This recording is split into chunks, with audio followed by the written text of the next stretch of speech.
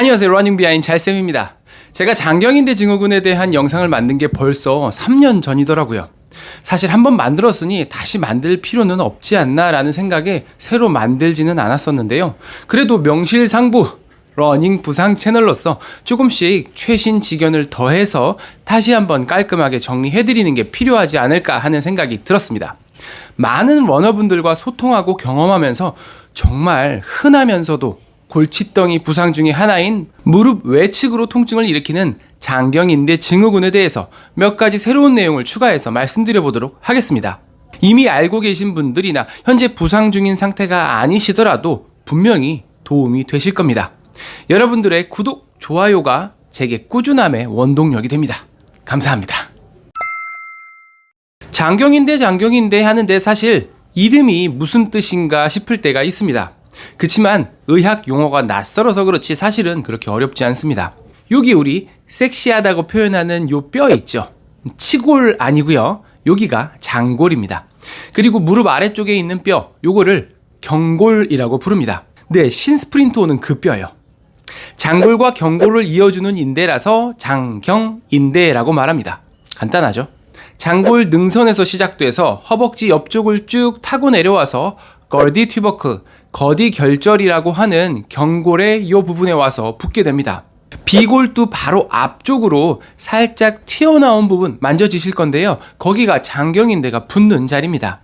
인대라고 부르는 만큼 굉장히 타이트하고 강력한 구조물입니다.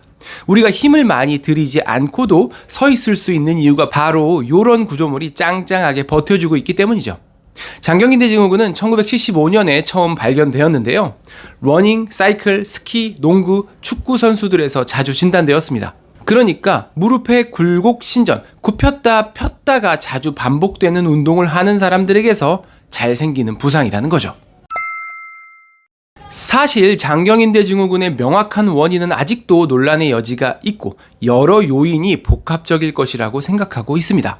가장 흔한 이론 중 하나는 장경인대가 허벅지 옆 라인을 쭉 타고 내려가다가 경골로 붙기 직전에 대퇴골 옆쪽에 살짝 뼈가 튀어나와 있는 부분, 외측 상과라는 부위에서 마찰에 의해서 염증이 발생한다는 겁니다. 무릎이 펴져 있는 상태에서는 장경인대가 외측 상과의 앞쪽이었다가 무릎이 구부러지면서 외측 상과의 뒤쪽으로 넘어가게 되는 그런 움직임을 보이다 보니 무릎을 굽혔다 폈다 하면서 자꾸 그 부위를 마찰하게 된다는 얘기고요. 무릎이 30도 정도 구부려진 상태에서 장경인대가 외측 상과 부위와 가장 잘 맞닿는 상태가 되고 거기를 임핀지먼트 존, 충돌 영역이라고 부른다고 하는데요. 그렇지만 해부학적 연구상으로는 방금 이야기한 움직임 때문이라기보다는 장경인대 안쪽으로 신경분포가 많은 지방 패드가 있는데 그게 압박되면서 통증을 일으키지 않을까라고 이야기하기도 합니다.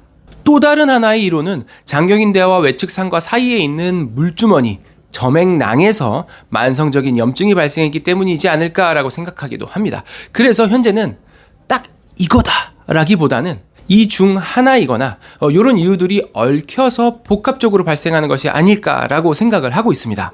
간단하게 정리하자면 급성으로 발생하는 경우는 거의 없고 과도하게 지나친 거리의 러닝, 갑작스러운 훈련 강도의 변화, 잘못된 자세나 러닝화, 무릎이나 발목의 정렬 등의 이유로 반복적인 데미지가 축적되면서 발생할 수 있다라고 생각하시면 될 것 같습니다.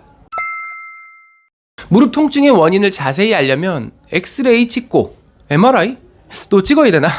비싼데 말이죠. 장경인대 증후군은 기본적으로 임상적 진단입니다.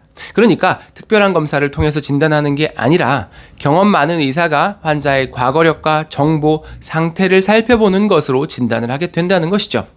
그럼에도 엑스레이나 초음파 검사 등을 하게 되는 경우가 많은데 그 이유는 다른 원인일 가능성을 배제하기 위해서입니다.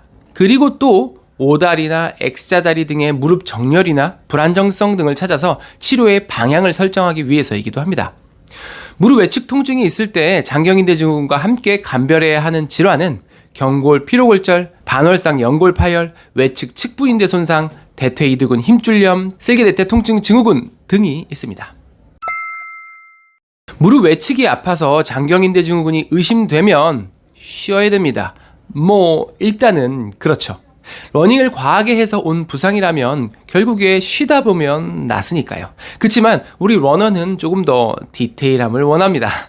기본적으로 장경인대 증후군은 대부분 6에서 8주 이내에 복귀 가능한 것으로 알려져 있습니다. 그런데 실제로 겪어보신 분들 얘기 들어보면 3개월, 6개월씩 쉬는 경우들도 왕왕 듣게 된단 말이죠. 물론 실제로 손상의 정도가 더 심한 경우일 수도 있지만요. 대부분은 치료적인 부분에서 관리가 제대로 이루어지지 않았기 때문일 가능성이 높습니다.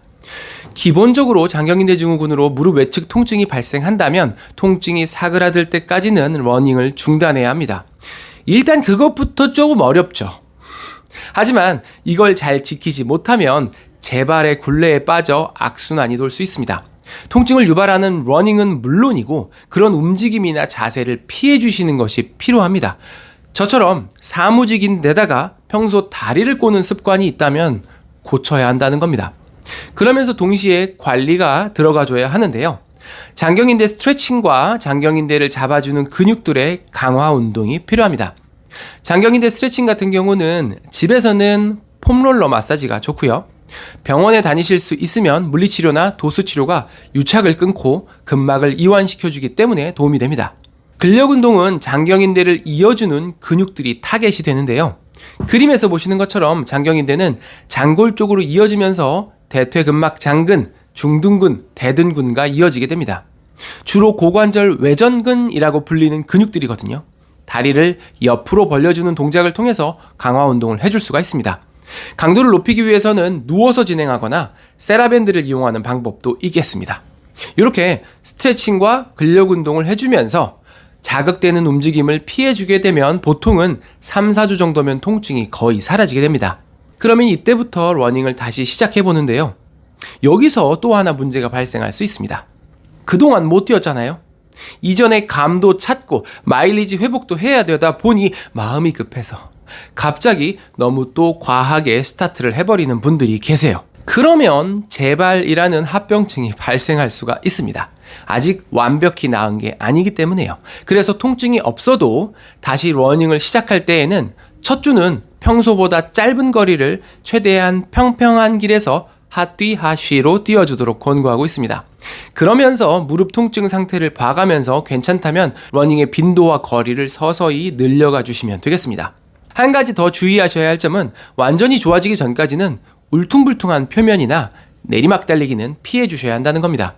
지금 말씀드린 부분들을 최대한 지키면서 관리해 주시면 혹여나 무릎 외측 통증이 발생하더라도 너무 오랜 시간 고통받지 않고 깔끔하게 완치하실 수 있을 겁니다.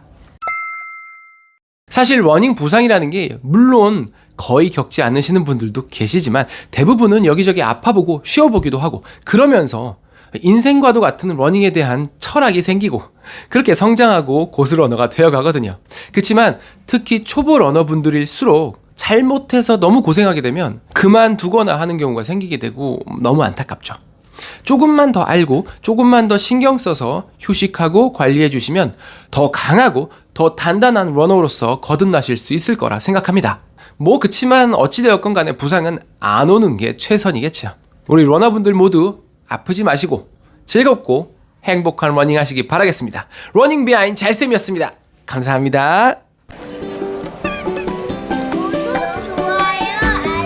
다시 하나, 다시 붙어 쉬고 붙어. 하나, 둘.